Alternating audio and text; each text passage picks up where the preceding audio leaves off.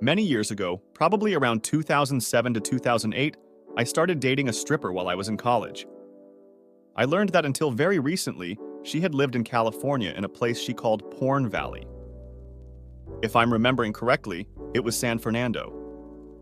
She did adult films there for a while right after high school, made a respectable amount of money, and then moved to the East Coast to go to college. Dating her was a wild experience. I constantly felt like I was on the verge of being replaced. She did whatever she wanted whenever the whim struck her, and I could tell she was always probing me for insecurity, which I simply didn't have. Despite all that, she wasn't demanding at all. She paid for everything and would get mildly annoyed if I snuck a check or paid for something behind her back. The intimacy wasn't good. She had zero desire to please anyone but herself, but would get irritated if I finished and couldn't continue, even though she never continued after she got hers. She was incredibly conceited and would basically only talk about herself.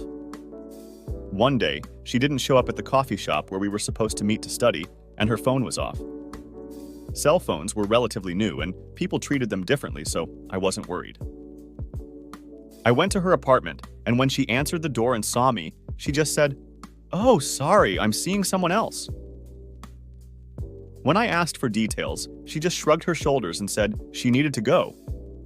I later saw her walking with some ultra beefcake guy, and for the next year or so, I would often see her upgrade to another dude. We had one class together a semester later, and she legitimately might have forgotten my name. I'm really glad I wasn't emotionally invested in that relationship.